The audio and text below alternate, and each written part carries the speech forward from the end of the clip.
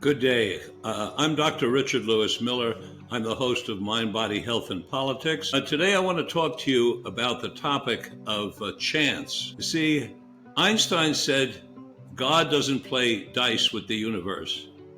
That's a way of saying that things are orderly and that one thing leads to another and things that can be predicted. And of course, one has to pay great respect to a man of Einstein's magnitude intellectually.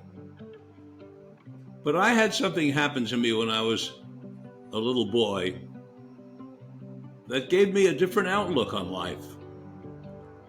One time, my mom answered the phone, and on the other end was the mother of another student at Hulda College Model Elementary for Gifted Children, where my brother was in school.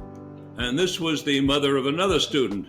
His name was Peter Gable, that some of you may know of, particularly for his work with Michael Lerner in Tikkun.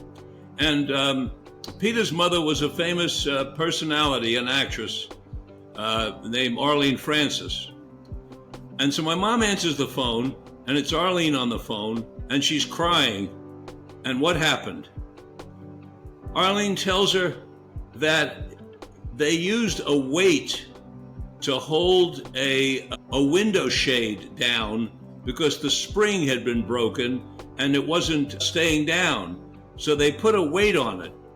And some cleaning assistants came and they were dusting, and they let the shade suddenly, the spring engaged and the shade shot up, and the dumbbell that was being used to hold it down fell out a window, and it fell right on the head of a man who was walking with his wife, taking the first vacation that they'd ever had in 40 years. They were Midwestern farmers, and they'd come to Manhattan, to the big city, for this grand vacation, and his life was snuffed out. When that happened, I said to myself, there's a lot of luck and chance and unknowns in life.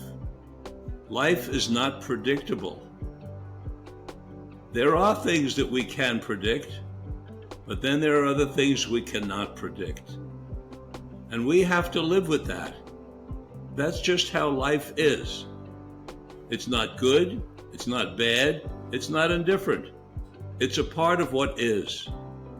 There are unknowns. And it's part of our challenge when we're given this great gift of life.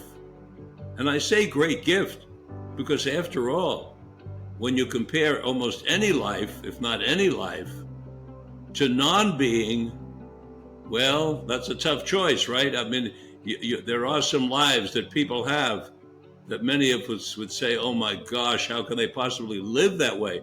I saw this one documentary on people living 3 generations on garbage heaps in India.